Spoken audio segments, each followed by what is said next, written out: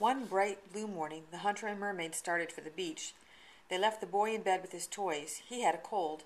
The lynx was curled against him, looking lazy. The bear was asleep in the corner. "I'll carry you," said the hunter, and went down to the water with the mermaid in his arms. As she plunged in and out of the white surf, the mermaid seemed something the sun had made from the light and shadows on the sea. Her eyes dazzled you, like the rainbows in the spray the waves flung up when they broke. She looked as much a part of the water as a fawn looks a part of the forest. She could, quite literally, swim circles round the hunter. He plowed along with this sleek, bubbling thing, curving ahead and behind and on every side, occasionally shooting halfway out of the water like a dolphin. And as they went home through the meadow, the hunter walking easily, and the mermaid pushing herself along through the grass, the hunter said with a troubled smile, "To swim like that, and then to live on land." "Oh, well," said the mermaid. She stopped, and the hunter stopped. They sat there with the smell of the grass and flowers in their nostrils. The hunter yawned and stretched, and with the back of his hands rubbed the salt out of his eyes, and then leaned back and stared drowsily into the sky. The mermaid, too, looked off into nothing, and her face changed until at last she said, "The first day I went through your door I said to myself, 'Never since the world began has one of the sea people been here, where I am.'" She gave a laugh then, still looking out unseeingly, and she began to talk and to talk and to talk as she had never talked before. "Remember when I wanted to pick up the coal?" she said. "Those days I'd picked it up, and it hadn't burnt me, and I sat there with it in my hands. In the morning, when I'd wake, I'd lie by you and say the new things to myself, and there were so many I couldn't believe I was awake, so many days I couldn't believe I was awake, and I'd say to myself, 'I'm dreaming.' And it was that way so long. But one morning, when I started to think of the new things, there weren't any. And the next morning, there still weren't any. And the next morning, there still weren't. I was used to things. Only it was hard for me to get used to being alone so much.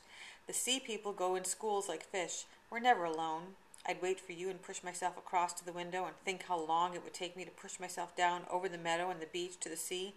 And then I'd say to myself, 'Never since the world began has one of the sea people been here, where I am.'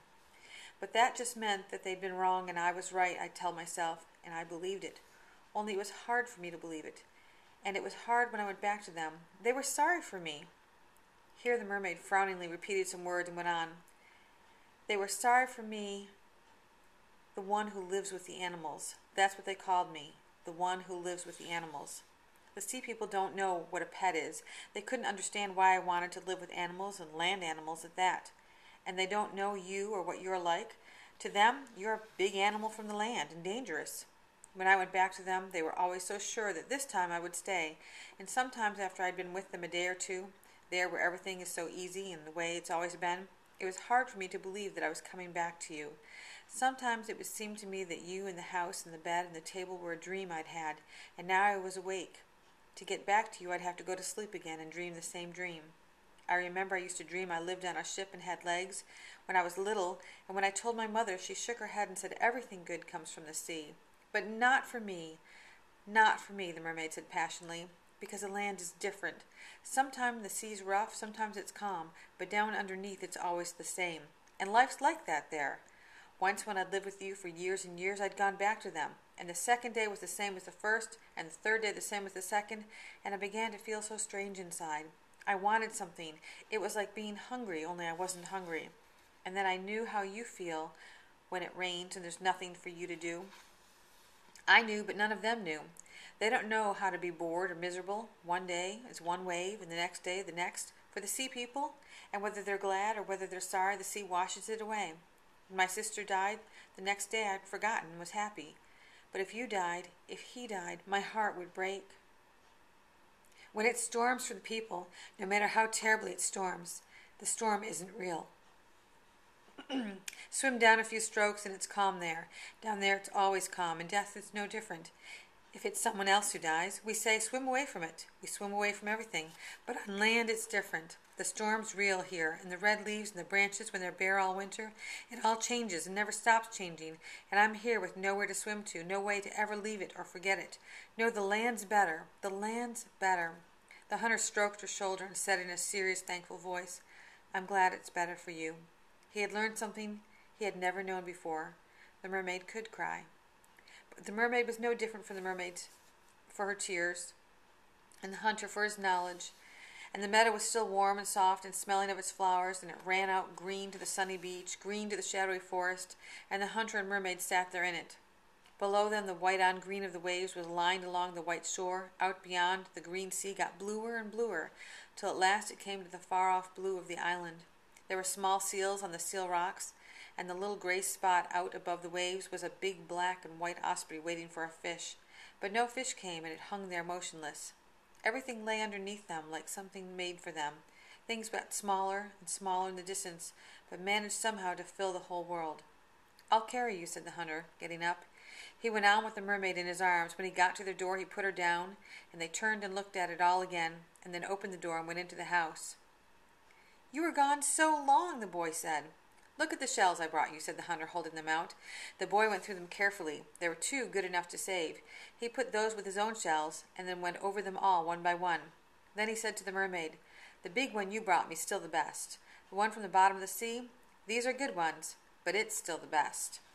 "Yes, it's the reddest," the mermaid answered. "Down there it was all wet and purple, but up here it's—" She smiled at the hunter.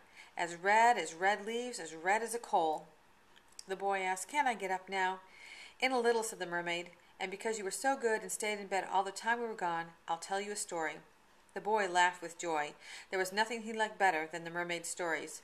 She sat down by him on the bed, and he moved over against her.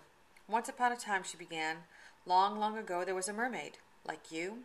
No, not like me, a little one so young and so small she could still swim through the little round windows in a ship. Remember the little round windows I showed you in the ship out there past the seal rocks on the reef? Where we got the lantern? Where we got the lantern. Well, all one night, the next day, and the next night, there was a great storm. The little mermaid and her people, instead of playing and fishing and looking for things by the rocks along the shore, swam a long way out to sea, where they could float far down under the waves. It's always still down there, or else when they came to the top, the waves couldn't hurt them, but would rock them way up and then way down, the way I rock you, the way you'd rock if I put you in the biggest branch of all, when a tremendous wind is blowing, and the branch goes way up in the air and then bends so low it scrapes against the ground. But finally the storm was over, and the sea people swam back to the shore. The sea was all fresh and blue and shining, and the sky was blue as the sea. When they got to the surf, the breakers crashed down around them and flung the foam up over them, and were as white as the snow where it's fallen in the night, and at the morning you go to the window and look out, and there still isn't a track on it. Everything in the world is asleep, except the snow. The lynx waked up, yawned and stretched, first with his front legs and then with his hind legs. Most of his winter fur was gone, so that his hind legs looked a size too large for his front legs, and his paws 2 sizes too large for any of the rest of him. He trotted to the door and meowed, and the hunter let him out. The lynx stared down through the meadow, and the hunter stood outside the door, half listening to the story the mermaid was making up, and half looking at— he didn't know. He stretched his arms like the lynx and tightened all the muscles and reached out as far as he could for nothing. The lynx was already small in the distance. The bear came out of the door and sat down by the hunter. The hunter heard the mermaid finish her story, and the boy thanked her for it. "That was a good one," he said warmly. "The sea ones are always the best. The sea's so—" "You can get up now," the mermaid said. "Dress so you'll be good and warm, and we can sit outside with your father." When they came outside, the boy was wearing the cap with the blue jay feathers, so that his head matched the sky. He went over and patted the bear and said to the hunter, "Where's the lynx?" "Down there," answered the hunter, pointing. Far along the beach, by the little river, you could see the tiniest lynx there ever was. The boy looked and saw him and said, laughing, "That's where he found me." "Oh, we just told you that," said the hunter, starting their old game. "The very first day your mother and I came to the house, there you were in the corner, fast asleep." "That's right, fast asleep with him," said the boy, giving the bear a push. "Oh, no," said the mermaid. "That was years before the bear came. We've had you always."